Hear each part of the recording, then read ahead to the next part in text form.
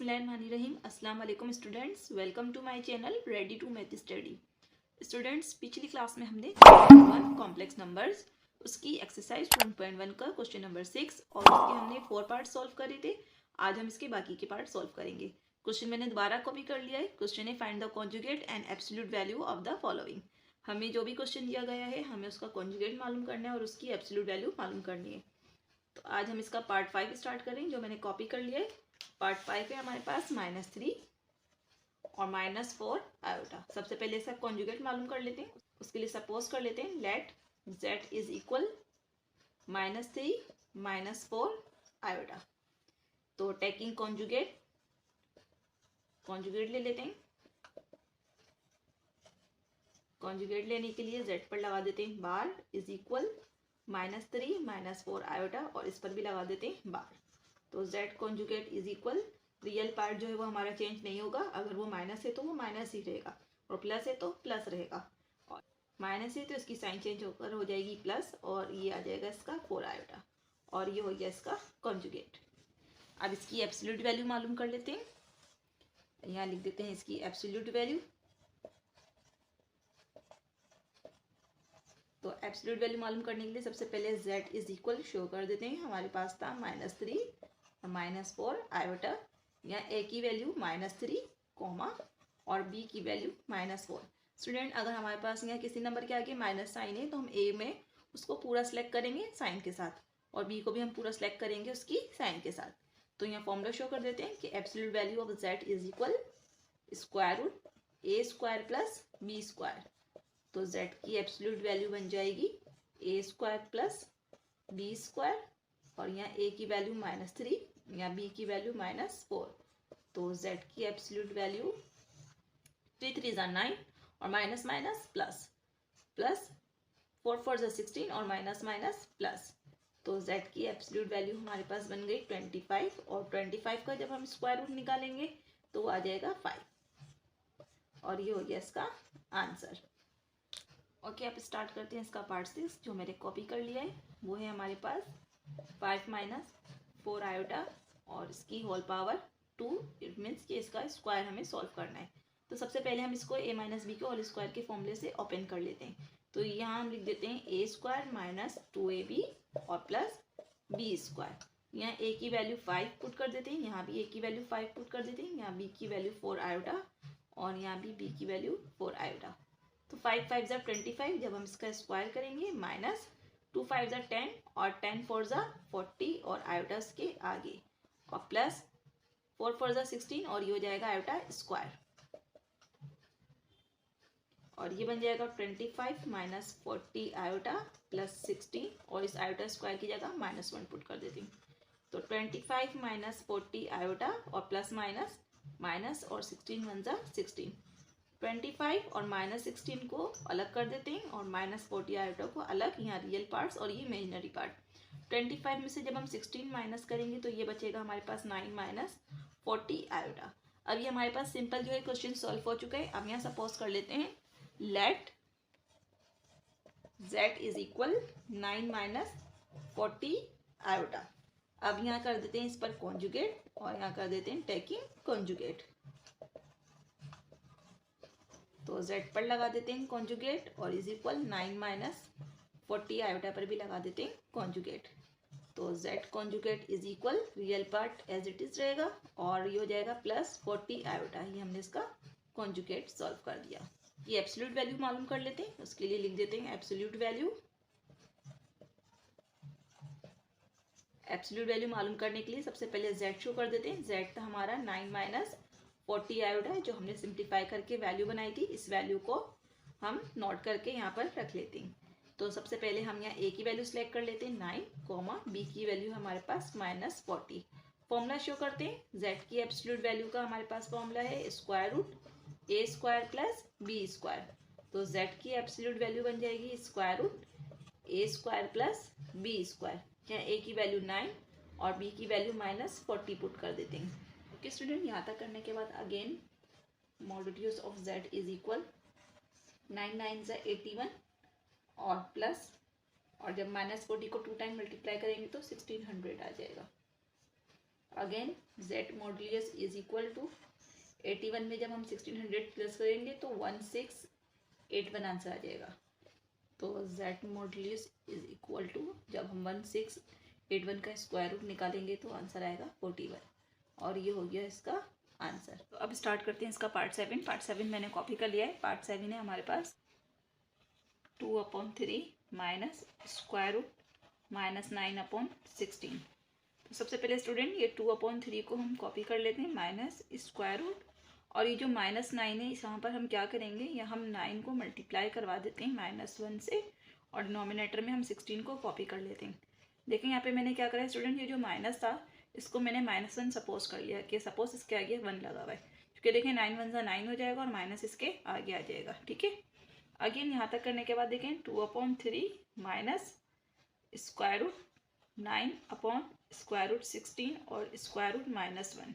Again यहाँ तक करने के बाद हमने क्या करा है, स्क्वायर रूट हर नंबर का अलग अलग कर दिया। 9 का स्क्वायर रूट अलग कर दिया, 16 का अलग कर दिया और -1 का हमने अलग कर दिया। तो देखें ये बन जाएगा हमारे पास 2/3 माइनस, अब 9 का स्क्वायर रूट हमें पता है 3 होता है और 16 का स्क्वायर रूट 4 होता है, और स्टूडेंट स्क्वायर रूट -1 जो है ये हमारे पास आयोटा के इक्वल होता है। तो यहाँ हम इसके बदले यहाँ आयोटा सपोज कर लेते हैं। ठीक है, तो सबसे पहले हम इसको z के इक्वल सपोज कर लेते हैं। तो let z is equal 2/3 minus 3/4 iota. इसका कॉन्जुगेट मालूम करने के लिए लिख लेते हैं टेकिंग कॉन्जुगेट।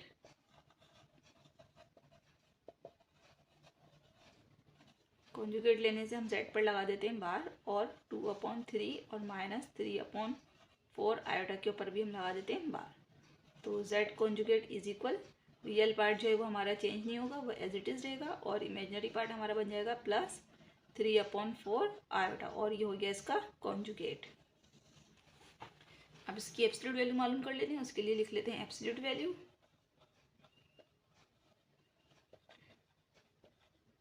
एब्सोल्यूट वैल्यू के लिए पहले z शो कर देते हैं। z हमारे पास आया है 2/3 माइनस 3/4 और आयोटा। तो सबसे पहले एब्सोल्यूट वैल्यू का फॉर्मूला शो कर दें। एब्सोल्यूट वैल्यू का फॉर्मूला होता है हमारे पास square root a² plus b²। तो यहाँ हमारी a की वैल्यू 2/3 कोमा और b की वैल्यू हो जाएगी हमारे पास -3/4। फॉर्मूले के अंदर वैल्यूज को पुट कर देते हैं। तो absolute value of z is equal a², इसका मतलब है 2/3 का स्क्वायर, प्लस b², इसका मतलब है -3/4 का भी स्क्वायर। तो absolute value of z is equal square root, अब ये देखें यहाँ पे हम स्क्वायर लेंगे तो 2 2 ज़ा 4 और 3 3 ज़ा 9, और प्लस 3 3 ज़ा 9 और माइनस माइनस प्लस, तो ये हो गया 9 और 4 4 ज़ा 16। तो ओके स्टूडेंट, जब हम 9 और 16 का एलसीएम लेंगे तो ये हमारे पास बनेगा 144, और जब हम 144 को 9 से डिवाइड करवाएंगे तो वो हमारे पास 16 नंबर पर डिवाइड होगा, और 16 को जब हम 4 से मल्टीप्लाई करेंगे तो वो बन जाएगा 64। अगेन जब हम 144 को 16 से डिवाइड करवाएंगे तो 9 नंबर पर डिवाइड होगा, और जब 9 को 9 से मल्टीप्लाई करेंगे तो 9 9 जा हमारे पास बन जाएंगे 81। तो एब्सोल्यूट वैल्यू ऑफ z हमारे पास बन गई।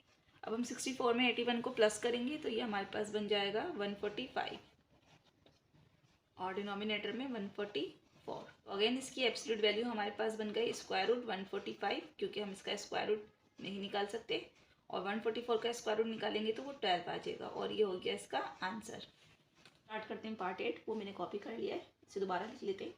1 प्लस आयोटा और 1 प्लस 2 आयोटा, ये दोनों टर्म ऊपर मल्टीप्लाई हो रही हैं, और डिनोमिनेटर में 3 प्लस आयोटा। तो सबसे पहले इन्हें मल्टीप्लाई कर लेते हैं, तो पहले 1 लिख लेते हैं और इसके साथ 1 प्लस 2 आयोटा वाले ब्रैकेट को कॉपी कर देंगे। अब प्लस आयोटा लिख लेते हैं, और इसके साथ भी 1 प्लस 2 आयोटा सेकेंड वाले ब्रैकेट को कॉपी कर देते हैं, और डिनोमिनेटर में 3 प्लस आयोटा को भी हम ब्रैकेट पे कर देते हैं।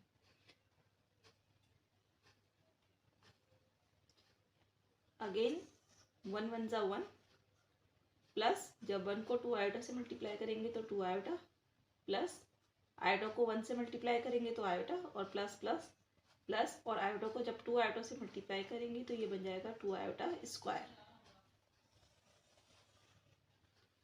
अगेन 1 प्लस 2 आयोटा और 1 आयोटा, प्लस प्लस प्लस, तो ये हो जाएगा 3 आयोटा, और प्लस 2, और इस आयोटा स्क्वायर की जगह हम -1 पुट कर देते हैं, और डिनोमिनेटर में 3 प्लस आयोटा को कॉपी कर देते हैं। अगेन 1 प्लस 3 आयोटा और प्लस माइनस माइनस और 2 1 ज़ा 2 और डिनोमिनेटर में 3 प्लस आयोटा को कॉपी कर देते हैं। अगेन यहाँ पर रियल पार्ट्स को अलग कर देते हैं, तो 1 और -2 को एक साथ कर देते हैं और प्लस 3 आयोटा को अलग कर देते हैं और डिनोमिनेटर में 3 प्लस आयोटा को कॉपी कर देते हैं। अगेन प्लस माइनस माइनस, इन्हें सॉल्व करेंगे तो -1 बचेगा और प्लस 3 आयोटा को कॉपी कर देते हैं और डिनोमिनेटर में 3 प्लस आयोटा भी कॉपी हो गया। अब यहाँ तक करने के बाद डिनोमिनेटर में हमारे पास आयोटा वाला नंबर है, तो हम इसको रेशनलाइज करवा देते हैं। तो बाय रेशनलाइज, तो रेशनलाइज करवाने के लिए इसको मल्टीप्लाई और डिवाइड करवा देते हैं। तो -1 plus 3 iota upon 3 plus iota, तो हम इसको मल्टीप्लाई और डिवाइड करवा देते हैं 3 माइनस आयोटा से और यहाँ पर भी 3 माइनस आयोटा से और इसे कर देते हैं ब्रैकेट में। अगेन ऊपर भी मल्टीप्लाई हो रहा है और नीचे भी टर्म मल्टीप्लाई हो रही है, तो -1 प्लस 3 आयोटा को ब्रैकेट में कर देते हैं और इसके साथ 3 माइनस आयोटा होगा मल्टीप्लाई और डिनोमिनेटर में 3 प्लस आयोटा और 3 माइनस आयोटा, इन्हें कॉपी कर देते हैं। जब हम इन्हें मल्टीप्लाई करेंगे तो -1 और इसके साथ हम लिख देंगे 3 माइनस आयोटा सेकेंड ब्रैकेट, फिर प्लस 3 आयोटा और इसके साथ भी लिख देंगे हम 3 माइनस आयोटा। अगेन हमारे पास यहाँ डिनोमिनेटर में फॉर्मूला बन जाएगा a प्लस बी और a माइनस बी, तो इससे हम फॉर्मूला बना देंगे a square minus b square. यहाँ a की वैल्यू 3 और यहाँ b की वैल्यू आयोटा पुट कर देंगे। अगेन जब हम इन्हें मल्टीप्लाई करेंगे तो -1 को जब 3 से मल्टीप्लाई करेंगे तो -3 माइनस माइनस प्लस 1 को आयोटा से मल्टीप्लाई करेंगे तो आयोटा प्लस 3 3 ज़ा 9 और जब हम इसे मल्टीप्लाई करेंगे तो आयोटा आ जाएगा और प्लस माइनस माइनस और 3 आयोटा को जब हम आयोटा से मल्टीप्लाई करेंगे तो ये बन जाएगा 3 आयोटा स्क्वायर। अगेन डिनोमिनेटर में 3 3 ज़ा 9 माइनस और ये हो जाएगा आयोटा स्क्वायर। इसे और सॉल्व कर लेते हैं, -3 प्लस आयोटा और प्लस 9 आयोटा, ये हो जाएगा हमारे पास प्लस 10 आयोटा और -3 इस आयोटा स्क्वायर की जगह हम -1 पुट कर देते हैं और डिनोमिनेटर में 9 माइनस और इस आयोटा स्क्वायर की जगह पर भी -1 पुट कर देते हैं। यहाँ -3 प्लस 10 आयोटा और माइनस माइनस ये हो जाएगा प्लस और 3 1 ज़ा 3 और डिनोमिनेटर में 9 और माइनस माइनस प्लस और ये हो जाएगा 1। अगेन यहाँ पर +3 और -3 हो जाएगा कैंसिल। अगेन हमारे पास सिर्फ 10 आयोटा बचेगा और डिनोमिनेटर में 9 और 1 प्लस होकर हो जाएगा 10। अब 10 1 ज़ा 10 10 1 ज़ा 10 और ये सिर्फ हो गया हमारे पास आयोटा। तो यहाँ हम अपना z जो है वो लिख लेते हैं कि हमारे पास z की वैल्यू आ गई सिर्फ आयोटा। अब हम इसका कॉन्जुगेट ले लेते हैं। यहाँ तक करने के बाद टेकिंग कॉन्जुगेट,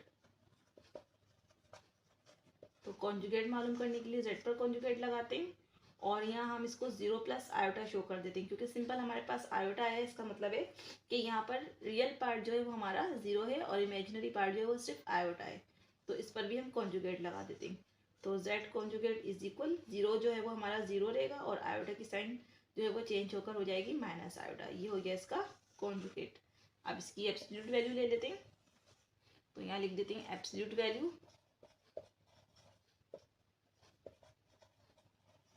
तो एब्सोल्यूट वैल्यू मालूम करने के लिए सबसे पहले z लिख लेते हैं। z है हमारे पास आयोटा और हमारे पास फॉर्मूला होता है z एब्सोल्यूट वैल्यू का is equal a square plus b square. पहले a और b की वैल्यू मालूम कर लेते हैं। यहाँ हमारे पास रियल पार्ट जो है वो हमारे पास नहीं है, इसलिए हम a की वैल्यू 0 लिख देंगे, कॉमा और इमेजिनरी पार्ट हमारे पास आयोटा क्या के सपोज 1 है, तो हम इसका इमेजिनरी पार्ट 1 ले लेंगे। तो z की एब्सोल्यूट वैल्यू हो जाएगी a स्क्वायर का मतलब है 0 स्क्वायर और b स्क्वायर का मतलब है 1 का स्क्वायर।